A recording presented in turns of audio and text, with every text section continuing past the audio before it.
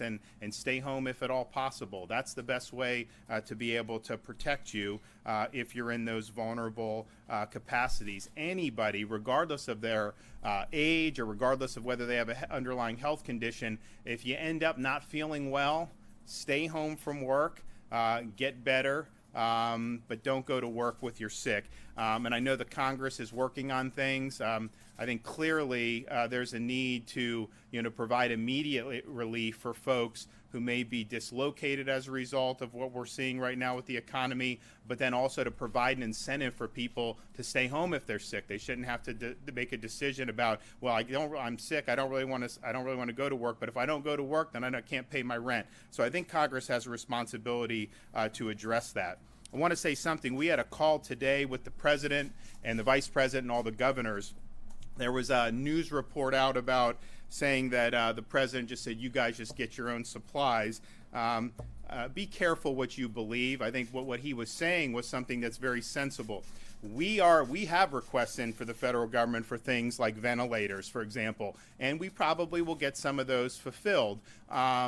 We also are getting our own, in addition to the stockpile we have, getting those directly from the manufacturers and paying for those. And what the president was saying, if you can go get them yourself, you can then cut out the federal bureaucracy and potentially get it quicker. There's no financial difference either way. It's going to be a 75% federal reimbursement on either side. And so what he was saying was sensible, and that's the exact advice that Jared has been seeking these on our own from the beginning, as well as seeking help from the federal stockpile. So I thought it was important to just clear that up. St. Patrick's Day. It seems every community in Florida that had a parade has canceled the parade. I think that makes sense. I know Tampa and Fort Lauderdale have done it. St. Augustine. Look, it's a great day. It's a great day to have fun, and we'll just make it even better next year. But now's the time to stay home. If you can fire up a Guinness in your own house, no problem with that. You're not going to get any arguments from me, but I think it's good. Our real big announcements today recognize the economic consequences that we're seeing with what is going on with the coronavirus, and particularly the effect that this may have, what is having, and the potential to have even greater effect on our small businesses. Yesterday, I sent a letter to the Federal Small Business Administration to turn on the SBA loan program for small businesses. I think that's important, but I don't think that's enough. So today, we're going to supplement those SBA loans with a $50 million bridge loan program from the state of Florida. Now, this amount may be expanded at a later time based on demand and necessity, but this will be available for small businesses in all counties within the state from 2 to 100 employees.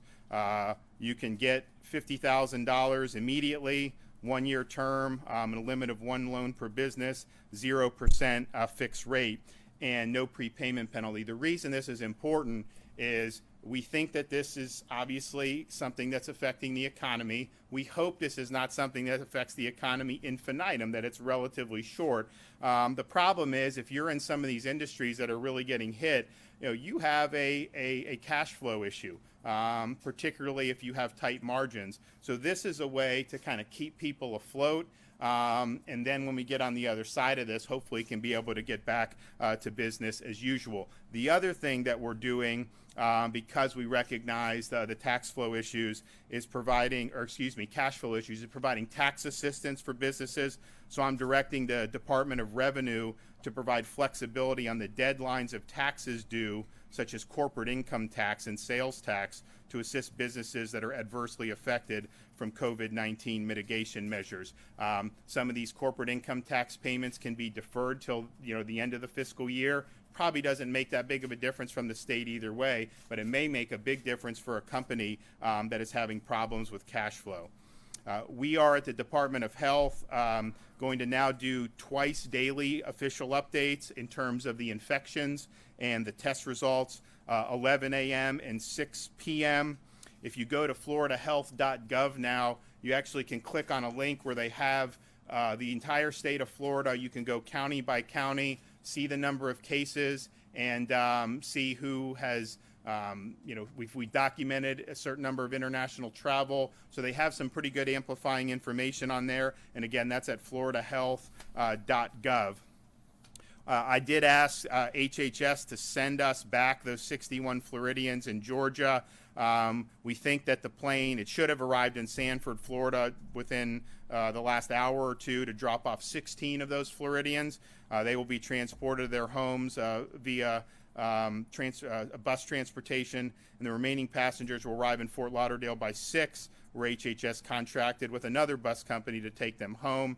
We'll have Department of Health teams working with each individual, walk them through the next stages of isolation and testing, but I'd much rather have them self-isolating back at home than be in another state at an Air Force base, which the accommodations may not be what we would like. Now, 15 of those people have elected to simply stay, and I think the main reason is some of them have family members who are sick, so they wanted to stay with those. We're staying in close contact with business, local, federal officials. We spoke with a number of folks in both the private sector and the public sector. I want to thank some folks. We obviously are doing stuff with testing with the state. You have some of the healthcare providers are doing things as well. But the federal government is rolling out an opportunity to expand testing, particularly some of the drive-by testing. So we're seeking their involvement here in Florida. We think we'd be a good state to have some of those test centers. So we've already gotten approval. I spoke with the owner of the Dolphins today, Steve Ross. They're going to let us use the parking lot at the Dolphins Stadium. The Jacksonville Jaguars will let us use that stadium, and the Orange County the parking lot at that stadium, and the Orange County Convention Center will let us use that parking lot. And so, as the federal government sends resources for that, we're ready to receive it, ready to work with them on both the state and local level. So we hope that they're able to do that and do that very quickly. So the snapshot of cases in Florida, most recent, 137 Florida residents, 18 non-Florida residents. We have had 4 fatalities, 3 in Florida, 1 out of state, 760 negative test results, 568 pending test results. We've monitored 1,653 people to date. As of this afternoon, 38 infections in Broward, which is our most prevalent county in terms of infections. So we'll hear some updates from some of our folks here, then I'm happy to take a few questions. So the Surgeon General, you want to provide an update? Thank you, Governor. Governor, I want everybody to realize, although this is a massive state response, each of you and your communities can do things to stop the spread of COVID-19. First, avoid crowds and also practice social distancing. Our strategy is containment and mitigation. Containment means that we identify individuals who have COVID-19 and their immediate contacts so they'll be isolated to stop the spread. This is what the Department of Health does. These individuals will be asked to isolate for 14 days, which is the period of incubation.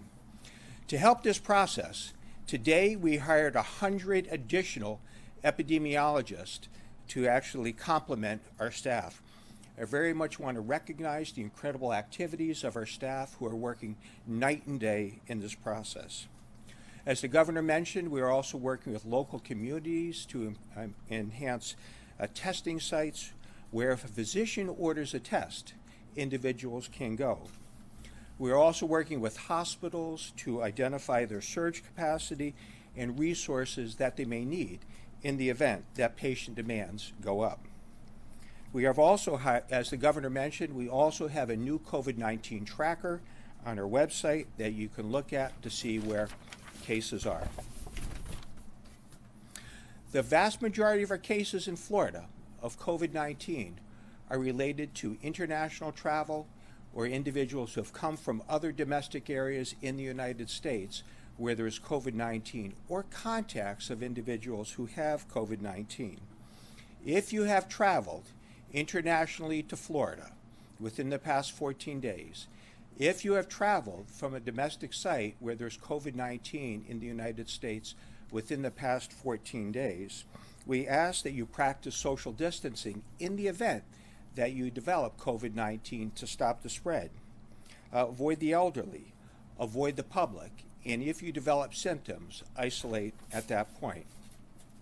We all can play an important role in stopping COVID-19. We can all lower our individual risks. We can all make a difference. Thank you.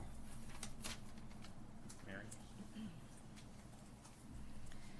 Thank you, Governor. In Florida, we know what emergency preparedness is and how, as a state, we must respond. While there are uncharted waters around us, Florida knows how to weather storms. But the eye of this storm is disproportionately focused on our most vulnerable. We must join forces to collectively do everything possible to safeguard our elderly and our medically frail. Like many in Florida, I right now have a 3-generational home. I have my 86-year-old mother and my 25-year-old son. And they have formed a pact that they're going to support each other and avoid public activity. A little easier for my 86-year-old mother, a little more challenging for my 25-year-old son. But I absolutely understand the fear that everyone with older loved ones are facing today. Last night, we communicated to thousands of providers the requirement to immediately prohibit visitation at nursing homes, assisted living facilities, and other residential and long-term care providers serving our vulnerable populations, with very few exceptions. I am focused on communicating directly with family and friends to explain why our state is taking these unprecedented steps to restrict visitation. I understand how desperate families are to make sure their loved ones are safe and well cared for. Our long-term care providers are looking at many creative ways to support families and friends to be able to communicate with their loved ones in these long-term care residential settings. I also want to express my deep appreciation for the staff in my agency who have been out visiting nursing homes and assisted living facilities throughout the state to provide critical support. Since last week, we have visited over 300 facilities. Additionally, I have spoken personally with a number of large long-term care providers in our state to support expanded regional capacity in order to safely and appropriately isolate residents if and when that is needed to prevent the spread. Again, I want to express my appreciation for the state associations and the thousands of long-term care providers who are going above and beyond to protect our most vulnerable. The Florida Department of Health is immediately notifying my agency when there is a suspected COVID-19 case in a long-term care facility. We are effectively partnering with local county health departments to quickly deploy joint teams to ensure appropriate precautions are in place to care for the resident and to protect other residents and staff, to include immediate hospital transfer. Right now, there is a true concern among nursing facilities and assisted living facilities about accepting patients back from hospitals without verification that they have been tested negative for COVID-19. In order to support our loved ones being able to return to their homes and nursing facilities and assisted living facilities, we want to encourage and support hospital physicians to appropriately test our high-risk elderly populations and medically frail for COVID-19 in order to support more timely transfers. That testing, because it will exceed current CDC guidance, must be done through a commercial lab or a hospital lab that is set up to test. I want to commend our hospitals throughout our great state and their leadership as they prepare for the unexpected. While hospitals have strong commitment and expertise in infection prevention and control, the challenges they are facing today are the ability to maintain adequate supplies, to anticipate the demand for hospital beds and especially intensive care beds, timely testing results, and the ability to safely insulate their staff from exposure to COVID-19. It is imperative that hospitals comprehensively screen their visitors to reduce the threat of the infection entering their facility. To conserve healthcare resources and to further reduce the risk in their facilities, we strongly encourage hospitals to consider limitations on elective procedures. My agency last week initiated the emergency status system, which we continue to expand in order to track critical bed capacity throughout the state. I want to remind all healthcare providers, if you are in need of additional supplies, please contact your local county emergency manager to provide information on your current supply, when your next delivery is expected, and the rate at which you are going through your supply so that the state can effectively deploy resources. I'm grateful for the Department of Health for all of their support for hospitals and the resources provided to urgently activate hospital labs capable of testing for COVID-19. Additionally, I am working directly with hospitals and large health systems to continue to identify potential vacant wings and/or vacant buildings where we can provide additional inpatient hospital capacity to the extent that that may be needed. I am confident that we will weather this storm together as we stay focused on protecting and safeguarding those in the eye of this storm, our elderly and medically frail. I am deeply grateful to all our frontline healthcare staff, our first responders, and direct care providers for their tireless efforts. Thank you.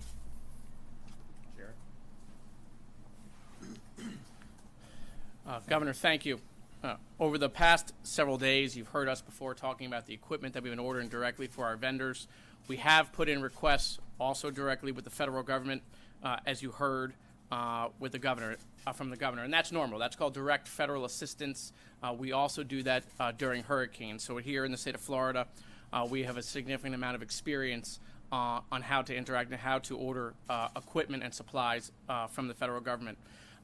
We have now ordered additional meals. We've ordered up to 2 million meals here in the state of Florida, should that become necessary. Messaging with the elderly is extremely important, and our cities and our counties are working really well together in a unified way to talk to their local populations.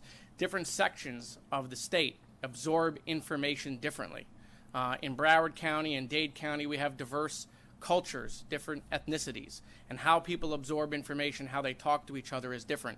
And it's important for those local communities to talk to each other to make sure that everyone is absorbing the important information. It is not fair and it is not right that the virus targets the elderly in a completely different way than it does the young. It is not without compassion that we put these restrictions in place. It's with compassion that these restrictions are in place. We know it's not easy to ask you to stay inside, to not see your friends, to not go to bingo, to not do these things, to not see your family, but we are doing that to keep you safe. It is the elderly population that are going to wind up in the hospital and potentially overwhelm the health system. And that's why we are doing these things, so we don't wind up in this problem. But if you are younger and you are healthy, you can be a hero. Millennials can be a hero to the person next to them by social distancing. You don't know if they have an underlying condition. Millennials can be a hero to somebody older by social distancing, by making responsible choices. It is inconvenient. There is no doubt it is inconvenient not to see a loved one, to not see your friend, to not go to gatherings. Even if there are gatherings that are still open, that don't close, you don't have to go.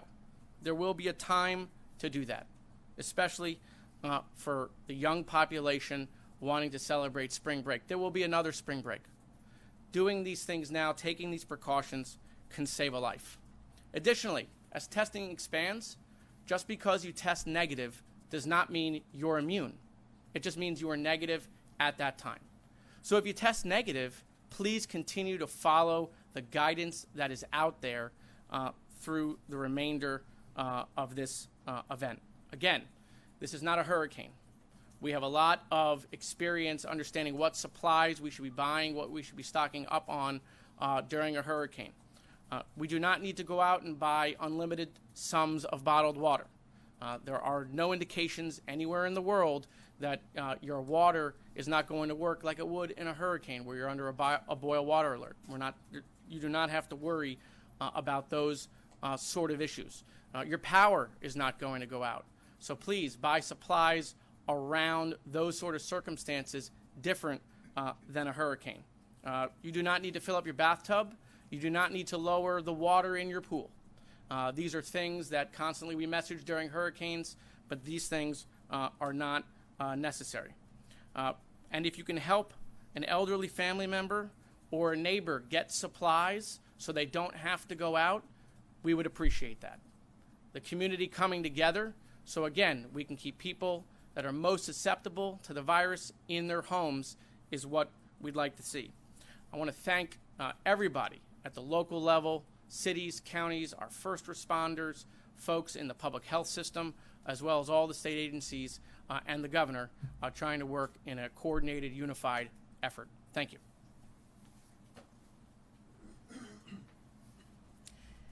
Thank you, Governor. Florida is proceeding with tomorrow's scheduled election. The Department of State is working closely with the Florida Department of Health, the CDC, and local supervisors of election to ensure the safety and the well-being of all who are involved with tomorrow's elections. As of this morning's report, almost 2 million Floridians have already cast ballots via vote by mail and early voting. Voters can still request a vote by mail ballot and pick it up or have it picked up for them at their supervisor of elections office. If a voter has been ordered to self-isolate or is experiencing symptoms of COVID-19 and has not yet voted, they should designate someone to pick up their vote by mail ballot for them. When a voter designates someone to pick up their vote by mail ballot for them, an affidavit to pick up a vote by mail ballot for a voter must be completed and brought in by the voter's designee. If a voter or their designee waits until Election Day to pick up a vote by mail ballot, then the Election Day vote by mail delivery affidavit must also be completed. More information and links to these documents can be found on the Division of Elections website, and any voters who have questions may consult that website or may contact our voter assistance hotline for more information. Voters need to ensure that their ballot is received by the supervisor of election by the close of the polls tomorrow. Also, we are aware that some college students who are registered Florida voters had headed home early due to school closures and have not yet voted. We encourage these students to contact their supervisor of elections office to discuss picking up a vote by mail ballot. Based on the best information that we have from the Florida Department of Health, the CDC, and our health professionals, we are confident that voters in Florida can safely and securely go to the polls and cast their ballots in tomorrow's election. Precinct-based voting, where voters go to the polls and cast a ballot, is unlike the gatherings our health professionals have advised Floridians to avoid. It is quick, it is community-based, and both voters and election workers can be protected by following the guidance that we have received from our healthcare professionals. Additionally, we have received assurance that poll workers who are otherwise healthy can safely work on Election Day. For those voters who will be voting at the polls tomorrow, I know there are valid concerns about sanitation at the polls. Supervisors of elections are well aware of guidance from the Florida Department of Health and the CDC, including best practices for hand washing and sanitization and recommendations for election polling places, as well as guidance from voting machine manufacturers on how to best sanitize voting machines, and are prioritizing the health and welfare of Florida voters and Florida's election workers. We are fortunate to have numerous options in Florida to cast our ballots safely and securely. We encourage all Floridians who have not already voted to choose the option that is right for them tomorrow. As with any election, before a voter goes to the polls, they should check their local supervisors of elections website for the most current and up-to-date information about polling place locations. Thank you. Well, thank you. Happy to take some questions. Governor, other states have already shut down bars and restaurants. You're going to have to do that anyway at some point. You're going to say, why not do that now before this gets worse? Well, I think we have been talking with a lot of folks about the approach to that, but we wanted to wait for the CDC's guidance, and they didn't specifically say that you should prescribe, but they basically told people to avoid. So we're going to internalize that and then see what happens in terms of where we come out on that. But I think what we would likely do is issue kind of a basic guidance, for restaurants, and then allow localities to tailor that more or less based on their circumstances. If you look around the state of Florida, this is not uniform in terms of where the virus is percolating. And so I think giving them an ability to do that. So we're going to work through that now that we have this guidance, look at it and see, the bars, particularly the bars that serve food, these nightclubs. I mean, I think those are hard to justify at this point. But again, we're gonna deal with that and then probably come out with something tomorrow morning. What about the beaches? Do they remain a concern? Well, I think that they're a concern when you have, hundreds and hundreds of kids gathering like that. And I think some of the localities that have made those decisions, are good. But I think that probably needs to be taken on a case-by-case basis. It's not probably advisable to have spring break gatherings on the beaches, but to have folks in their own little with family or something. I'm not sure that's the most likely place where you'd see a transition. So I think I think the communities can work that out, and I support the decisions that they make. Ohio and Kentucky are also canceling tomorrow's election. Tell me again why this is a good idea. Well, we can do it. I mean, look, at the end of the day, we're dealing with this in a thoughtful way, but we're not going to panic. The fact of the matter is these things can be done in ways where you're not going to have large crowds because it's one vote. For most counties, it's literally one oval that you're going to do. Probably most of the votes have already been cast between mail-in and that.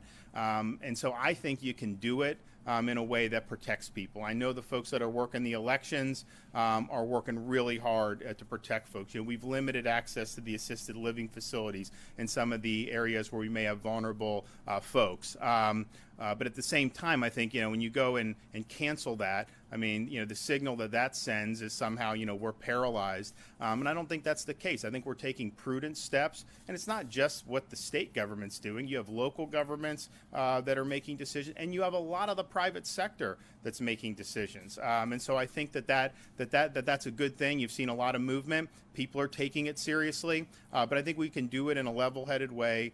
We can address the risks and do it. So I think that's what we're going to do. And again, the health officials say, given the nature of this primary, given kind of the way you go in and do one oval most of the time for most counties, that can be done safely. Governor, why have you been so reluctant to do these mandates and order closures and so forth, as opposed to, I think you said, more collaboratively?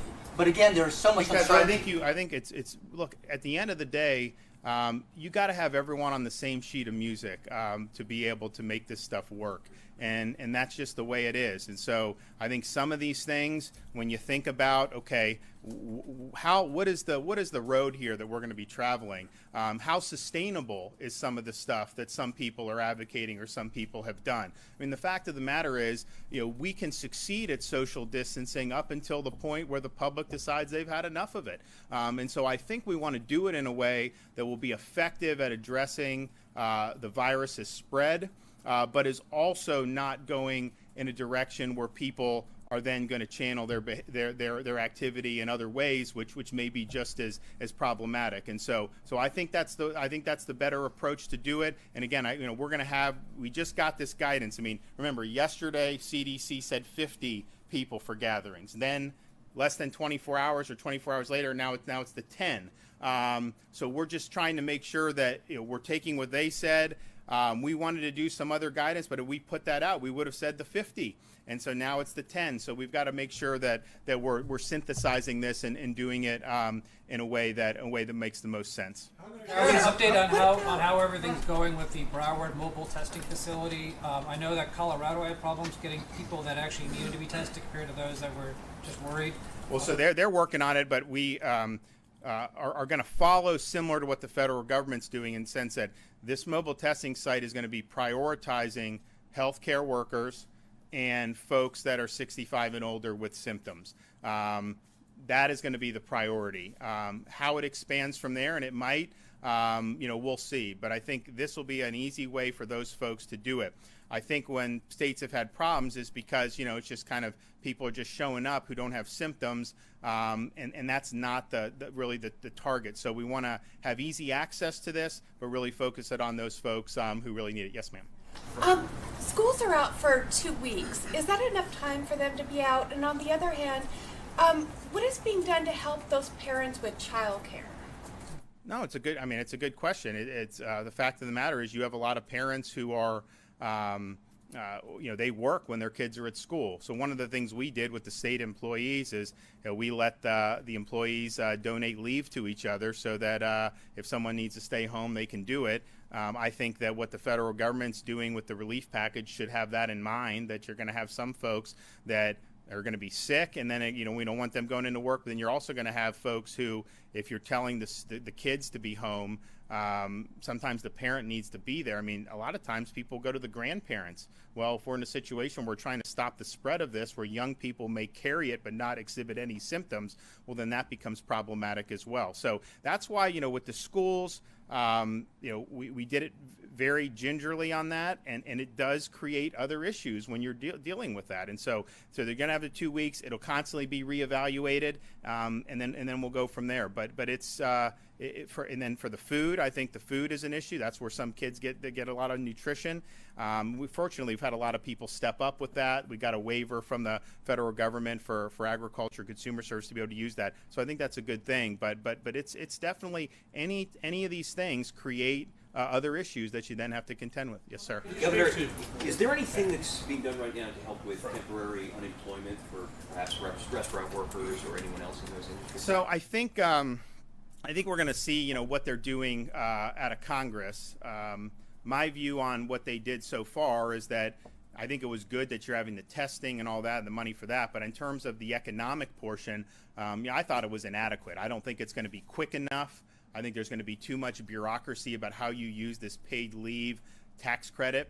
And so I know a lot of senators have already said we may need to do this a little bit better. And I would recommend that they take a look at that, because I think what you need is immediate relief for people. And it's not just, some of the folks won't necessarily be completely unemployed. Maybe they'll just be furloughed for 2 weeks or 4 weeks.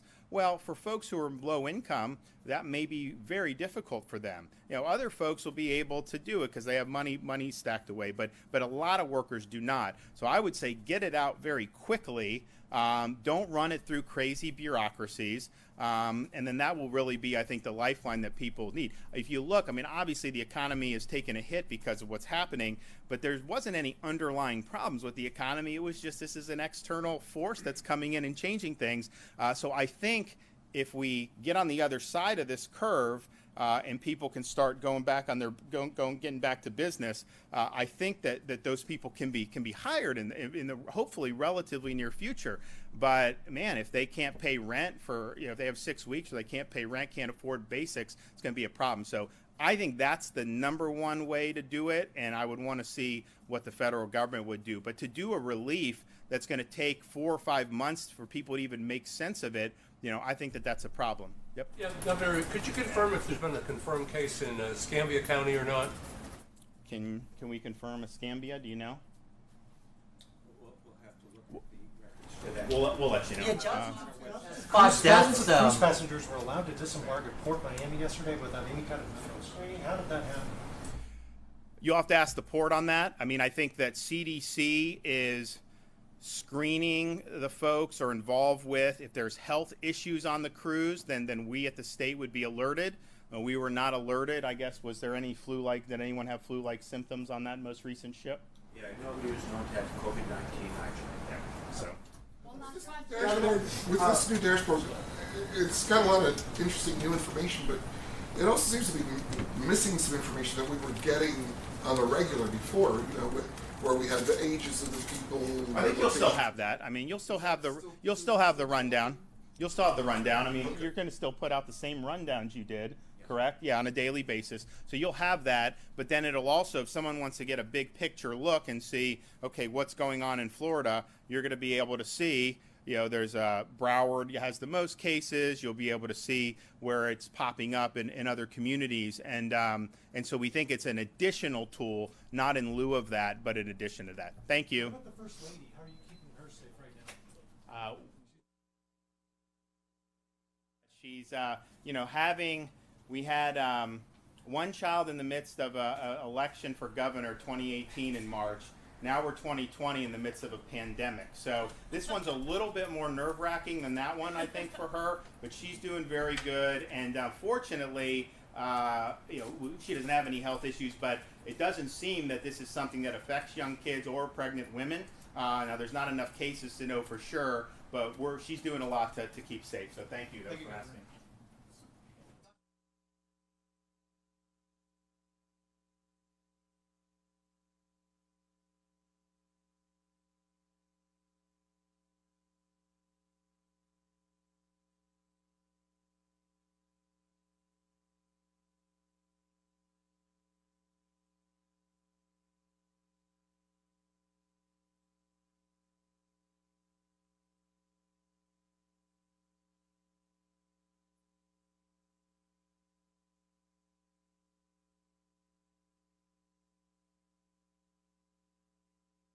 Podium mics.